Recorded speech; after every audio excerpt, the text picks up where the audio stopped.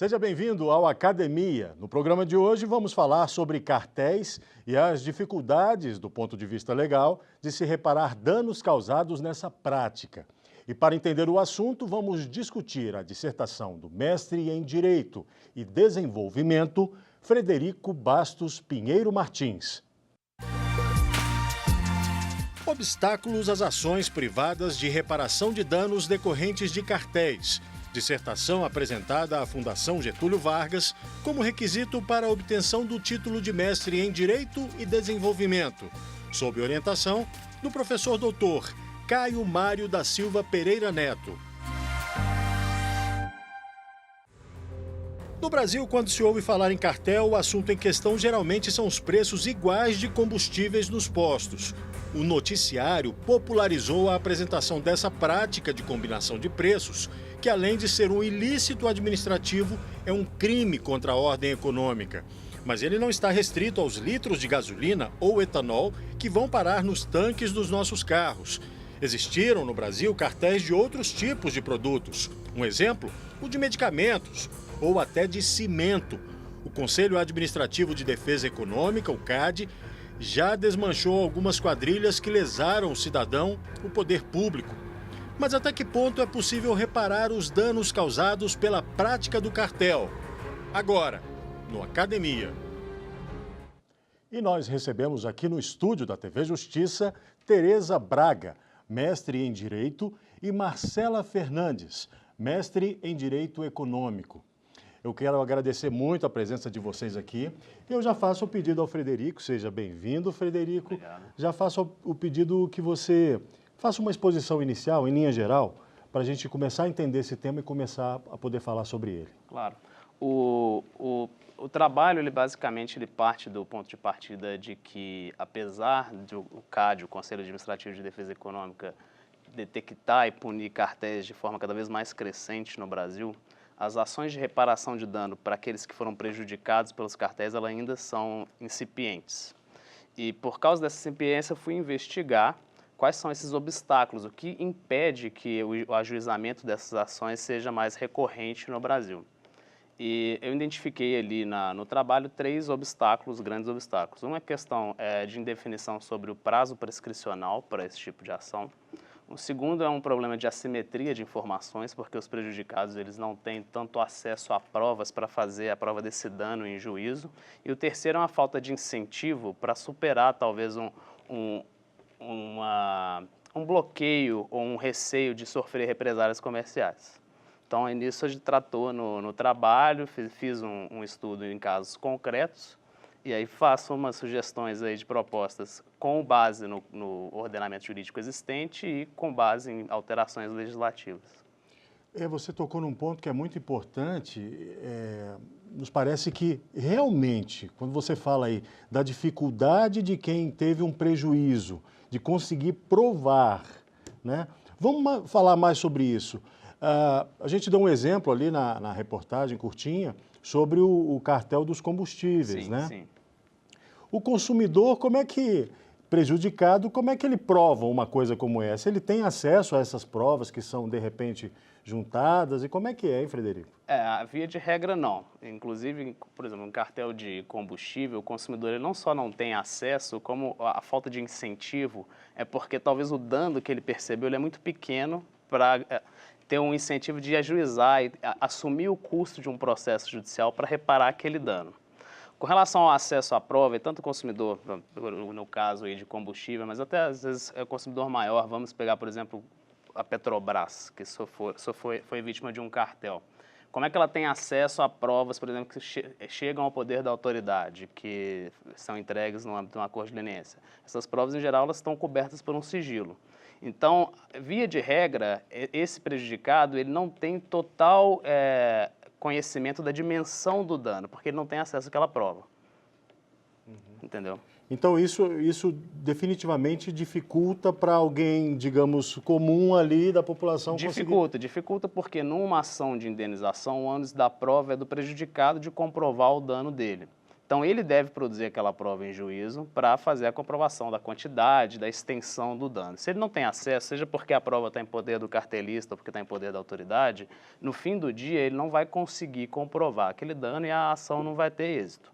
Entendeu? Então, a questão no trabalho, a gente tenta dar um instrumental para que ele possa ter acesso, inclusive conversamos com a autoridade para entender o ponto de vista dela, por que tem que ter sigilo, e tentar entrar no meio termo para que, com acesso à prova, esse tipo de ação seja mais viável.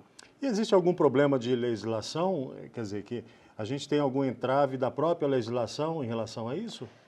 Tem entrave da questão, tem um conflito de interesses, digamos assim, porque é de total interesse da autoridade, e com toda razão, de que as partes que fazem cartel, elas venham e denunciem isso ao CAD, por meio de acordo de leniência, que hoje é um principal instrumento de detecção de cartéis no Brasil. Então, mas qual que é o racional por trás do sigilo que você traz para um acordo de leniência? Eu não posso esperar que a pessoa que autodenuncie, que ela traga isso ao CAD, ela saia dali de uma situação pior do que ela chegou. Ou seja, ela denuncia ao CAD, mas ao mesmo tempo ela cria uma exposição para ação de reparação de danos. Então, por isso, o CAD trata esses documentos, o acordo de leniência em si, como um documento sigiloso. Só que, ao mesmo tempo, você tem um interesse privado, que não está sendo tratado ali no âmbito do CAD, porque o CAD vai tratar com o cartelista a questão de repercussão pública do cartel. Sim. Você tem um interesse privado de que você tenha acesso ao conteúdo dessa leniência para garantir que o dano seja reparado. Então, você tem, na verdade, um conflito aí do interesse da autoridade de proteger o programa de leniência e o interesse do prejudicado de fazer a reparação do seu dano. Então, vamos pedir a participação das nossas convidadas. Eu começo com a Tereza. Seja bem-vinda, Tereza. Obrigada. Por favor, faça uma questão sobre a dissertação do Frederico. Doutor Frederico, obrigada por compartilhar conosco esse tema tão interessante, tão instigante. E ao ler a sua dissertação, nós nos deparamos com duas premissas. Uma delas é a detecção de cartéis, que é feita tanto por atividades de inteligência quanto pelos acordos de leniência e termos de compromisso de cessação que são celebrados com possíveis infratores. A partir dessas duas premissas, o senhor faz algumas críticas quanto à resolução do CAD sobre acesso à informação, de que algumas informações teriam, utilizando a sua própria expressão, um sigilo perpétuo, que eventualmente poderiam ferir a lei de acesso a informações. Como é que o senhor, enfim, vê, como é que o senhor entende que essa resolução possa ser aprimorada a partir do novo ordenamento jurídico e das novas tecnologias e da realidade que hoje se encontra? Sim. Obrigado pela pergunta. Na verdade, na dissertação, a resolução ainda estava em consulta pública, ela virou resolução esse ano.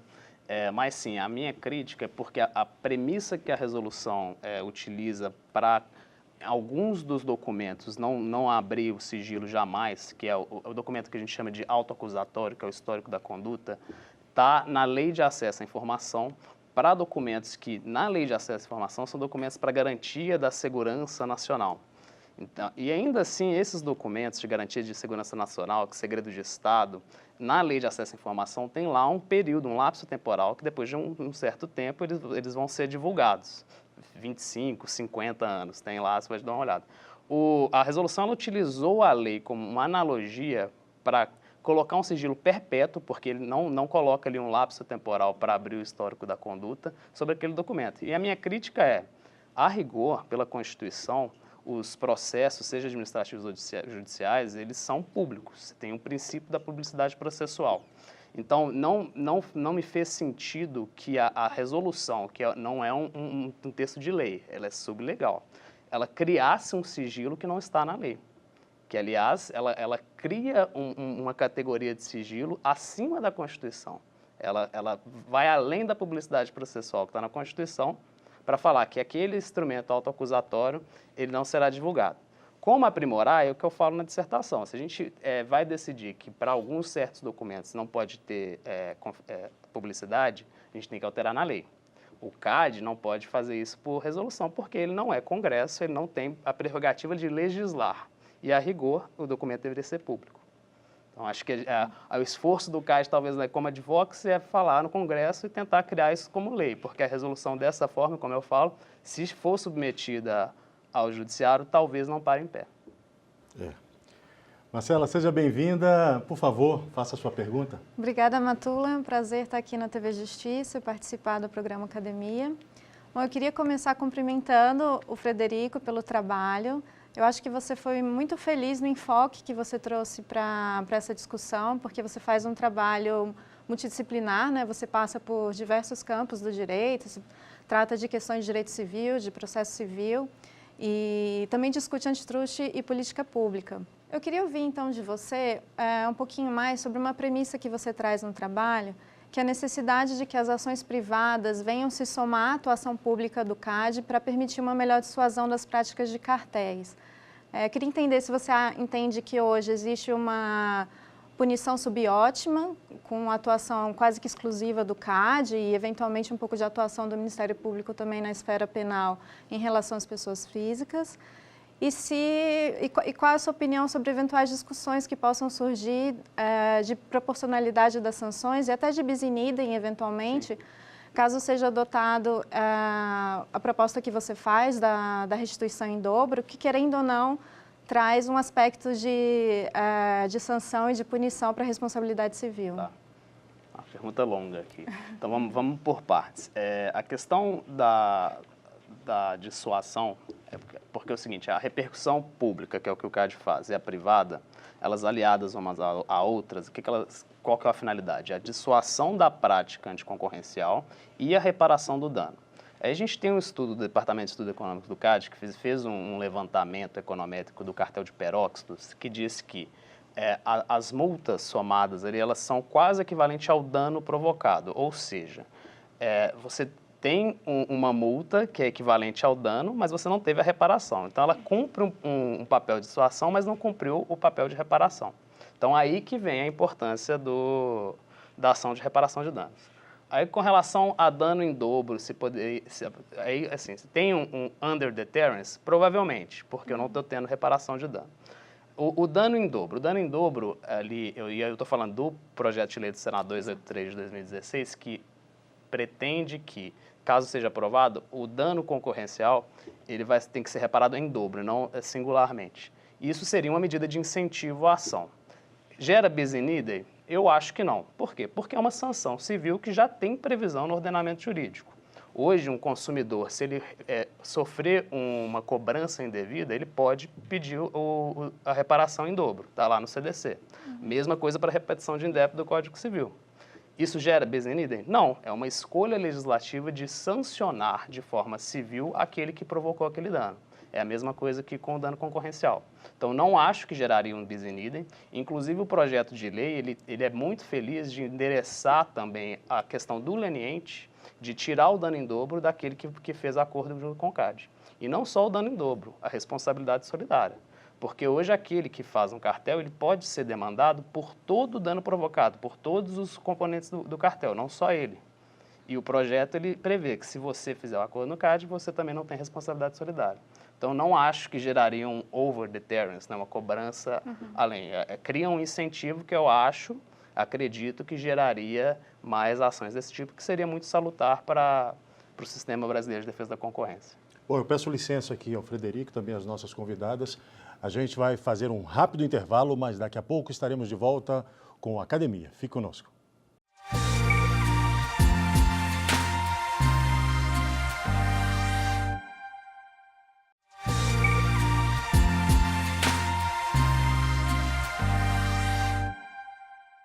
O Academia está de volta hoje com o tema Obstáculos às ações privadas de reparação de danos decorrentes de cartéis, com o expositor Frederico Bastos Pinheiro Martins e as convidadas Tereza Braga e Marcela Fernandes.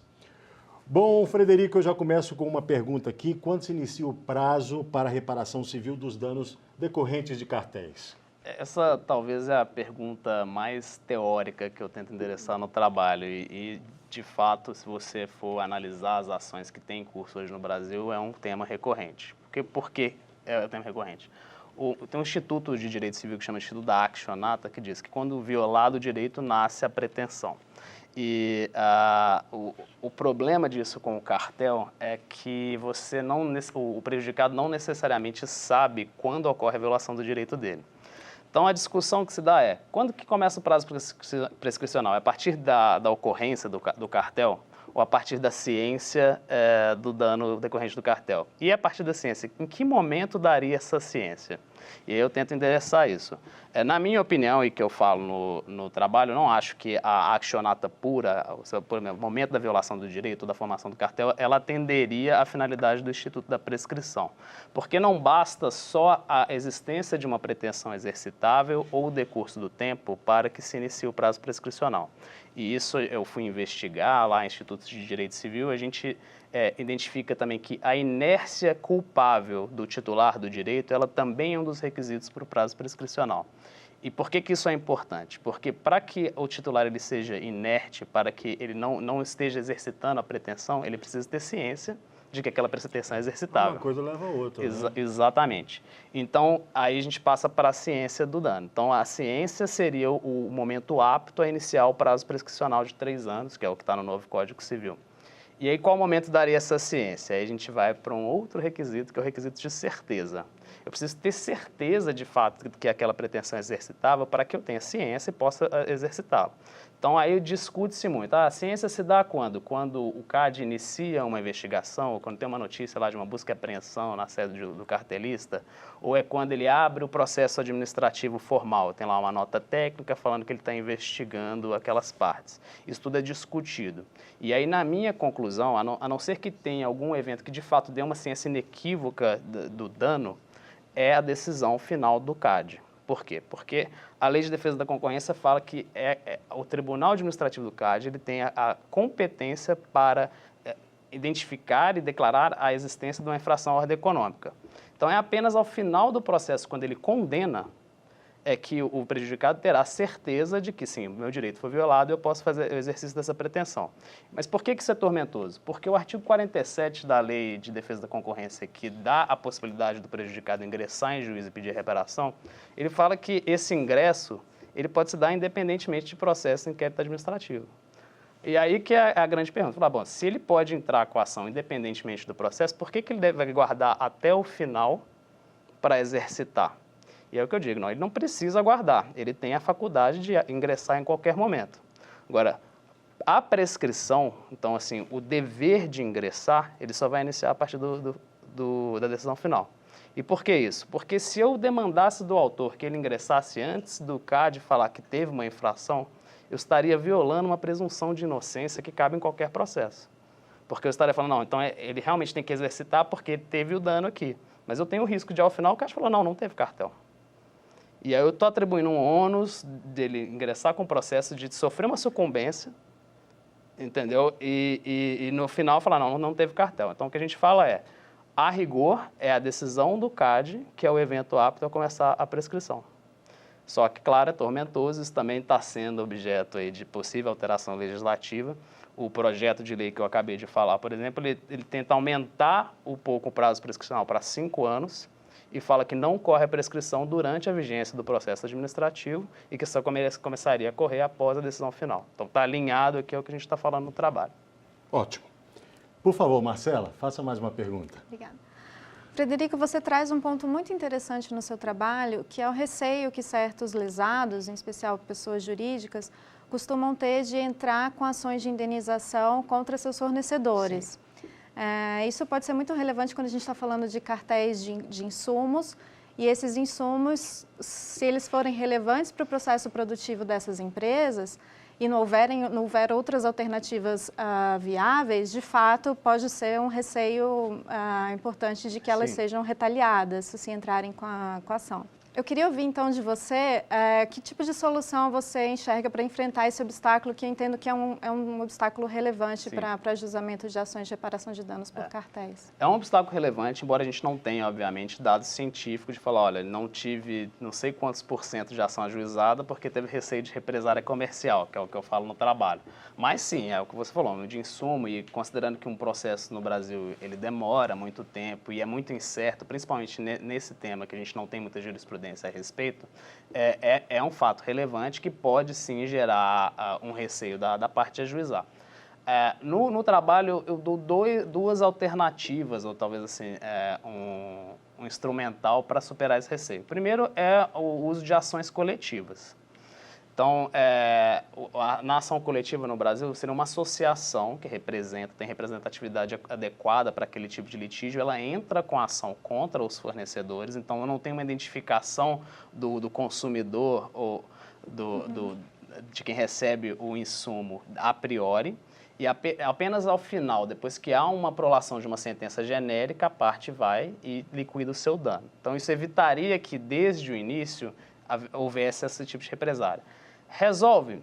Provavelmente não. Primeiro porque a associação tem que estar constituída há mais de um ano, então talvez você não vai ter essa associação já desde o início para entrar com a ação, e também porque dependendo do tipo de associação, do tipo de insumo envolvido, as partes também são bem limitadas, então ainda assim vai receber essa represália. Um outro instrumental que eu dou, e que na verdade é para averiguar a viabilidade de uma demanda e você impediria que esse litígio perdurasse por muito tempo, é um instrumento de produção antecipada de prova. E esse é um instrumento que foi alterado pelo novo Código de Processo Civil, e você não precisa mais de ter um receio de perecimento de provas para entrar com esse tipo de ação. Então, para verificar a viabilidade de demanda ou verificar a possibilidade de composição de um litígio, você pode ingressar em juízo pedindo só a produção de prova. E o que isso faz? Você vai conseguir, talvez, quantificar o dano antes do ajuizamento da ação e antes das discussões preliminares de prescrição e todos os outros obstáculos processuais que demorariam o processo e que permitiriam, nesse decurso de tempo, que houvesse essa represália comercial. E quantificando desde o início, você tem condições de ir no seu fornecedor e falar, olha, eu tenho uma demanda de não sei quantos milhões, né, a gente pode aqui resolver, e aí é um incentivo para que tenha uma alta composição, e que eu acho que faz todo sentido com o que hoje o ordenamento jurídico brasileiro quer. Ok. Por favor, Tereza. Frederico, como o senhor deve saber, e o senhor milita na área já há bastante tempo, há algum tempo atrás, falar de cartel no Brasil era algo desconhecido, era algo obscuro, tinha muitas confusões com o termo, e hoje em dia o cidadão comum já entende o que é cartel, seja pelo boom de descobertas de ilícitos recente, seja porque existem mais julgamentos sobre cartel tanto no contencioso administrativo do CAD, quanto no contencioso judicial, no que se refere às demandas submetidas à revisão judicial, né? E essa é uma premissa. A segunda premissa é que o cidadão comum, estando mais consciente do que é um cartel e de como é que ele opera, também está mais consciente de que ele pode sim ser prejudicado. E aí o senhor continua a sua dissertação de uma forma belíssima, falando sobre o acesso a essas evidências, de como o cidadão comum poderia obter essas evidências a partir de acordos de leniência, a partir de declarações dos próprios participantes do conluio. E aí eu pergunto para o senhor, ciente dessas novas condutas, desses ilícitos, o senhor acha que as ações de reparação civis por danos a cartel vão crescer nos próximos anos? Eu acredito que sim.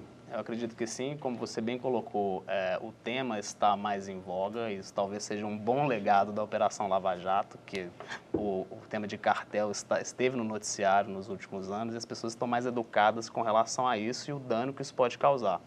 E a gente vê hoje, sim, um esforço, não só do CAD a fazer uma resolução sobre acesso a documentos, mas da própria CEPRAC, que está elaborando cartilhas e mandando para o judiciário, para educar também não só o judiciário, mas também o cidadão de seus direitos e como eles podem vir a recorrer ao judiciário para fazer essa reparação. Então, eu acredito que há, sim, um potencial para que esse tipo de ação cresça, o que é muito benéfico, porque a gente vive num país que tem uma desigualdade muito grande, né, de renda. Isso é fruto de uma concentração econômica que nem sempre é legal. Se for uma concentração feita por cartel, ela é ilegal. Então, tendo essa consciência e havendo esse instrumental, ainda a gente contribui para o desenvolvimento da nação. Só para a gente dar um fechamento aqui, eu gostaria de saber de você, quando o cidadão percebe ou suspeita de alguma prática de cartel, o que ele deve fazer imediatamente, Frederico? Ele vai provocar o Ministério Público, ele vai ao CAD, como é que é esse procedimento do cidadão comum? Vamos tentar entender o cidadão comum. Acho que até os convidados vão saber informar melhor do que eu, mas eles podem procurar o CAD. O CAD tem um sistema de denúncia, pode fazer denúncia inclusive anônima, que não é o desejável, porque a denúncia anônima depois tem uma série de limitações à instrução processual que pode gerar dali. Pode sim procurar o Ministério Público, é ideal que o faça e que com essas denúncias, ele avisando as autoridades, ele está contribuindo para a detecção e para a repercussão dos cartéis. Agora, que tipo de incentivos podem ser adotados para fomentar a repercussão privada dos cartéis do Brasil? Então eu acho que os incentivos estão aí, pelo menos no projeto de lei, justamente a criação do dano em dobro, eu acho que é um belo de um incentivo, porque você cria um benefício econômico, né? A vantagem que seria oferida da ação é um pouco maior, o que talvez a parte que hoje tem um receio de ajuizar a ação, ela fala assim, não, mas o meu potencial de ganho aqui é maior, então eu vou entrar com a ação. E também essa questão de conscientização dos direitos. Aí o trabalho que o CAD tem fazendo de forma sistemática, a SEPRAC, e até aqui, ó, né, a gente está no programa Academia falando disso, isso também acho que de fato contribuiria muito para que a repercussão privada ela tome cada vez mais tração. Frederico, muito obrigado por você trazer suas ideias aqui, né? E o resultado desse seu trabalho, desse seu empenho, dedicação de fazer essa pesquisa, essa dissertação. Eu agradeço também a Marcela Fernandes, a Tereza Braga.